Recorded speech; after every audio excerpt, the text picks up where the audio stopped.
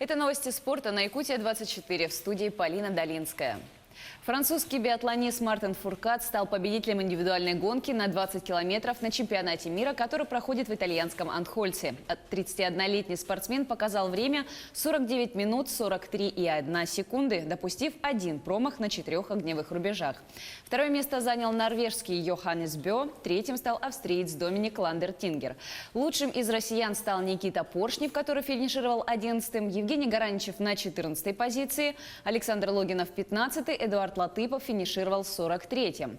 В общем медальном зачете чемпионата мира по биатлону на первой строчке располагается Норвегия. В активе сборной 6 комплектов наград по 2 золотых, серебряных и бронзовых медалей. На второй строчке сборная Франции с 4 комплектами. Италия идет на 3-й, Россия занимает 4-ю строчку. В активе российских биатлонистов 1 золотая и 1 бронзовая медали. Чемпионат мира продолжится сингл-микстом. Российскую команду в нем представят Лариса Куклина и Матвей Елисеев. Соревнования завершатся 23 февраля. Немецкий Лейпциг в гостях обыграл английский Тоттенхэм в первом матче 1/8 финала Лиги чемпионов. Результат встречи – счет 1-0. Единственный гол в матче с пенальти забил Тимо Вернер на 58-й минуте. Ответный матч между командами пройдет в Германии 10 марта.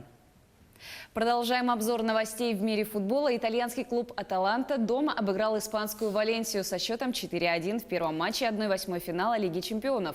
У «Валенсии» с забитым мячом отметился полузащитник сборной России Денис Черышев.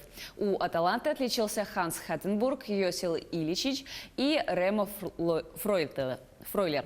«Аталанта» делит первое место с английским «Тоттенхэмом» и германской «Баварией по количеству футболистов, сумевших отличиться в текущем розыгрыше турнира. Клубы впервые встретились в матче Еврокубков. Ответная встреча между командами пройдет 10 марта в Испании. В домашнем матче регулярного чемпионата континентальной хоккейной лиги Череповецкая «Северсталь» обыграла столичное «Динамо» в серии буллитов со счетом 3-2. Победный буллит реализовал Владислав Кадола. По 3 попытки реализовали Владимир Брюквин и Егор Морозов. В основное время матча в составе «Северстали» голами отметились Вадим Кудака, Александр Петунин, и у «Динамо» отличился Брюквин и Владислав Ефремов. В турнирной таблице Западной конференции «Динамо» идет на 4-м месте, набрав в 59 матчах 78 очков. Благодаря набранному баллу в матче против «Северстали» столичная команда гарантировала себе место в первой четверке, что дает право начать серию первого раунда плей-офф дома. «Северсталь» расположилась на 10-й строчке, имея в активе 54 балла в 60 играх. В следующем матче «Динамо» принят московский «Спартак» 23 февраля. «Северсталь» днем ранее дома сыграет с подольским «Витязем». Ежегодная многодневная шоссейная велогонка «Тур Анталии» стартует на побережье Средиземного моря. Соревнования пройдут с 20 по 23 февраля. Веломногодневка впервые войдет в число всемирно известных гонок категории USA 2.1, таких как Тур де Отвар и Вуэльта Астурии. В велогонке примут участие 29 команд и 174 велосипедиста из 23 стран.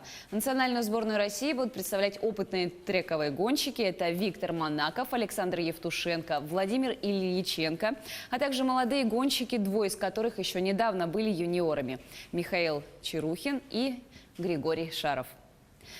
На этом у меня все. Будьте в курсе событий спорта на Якутия-24.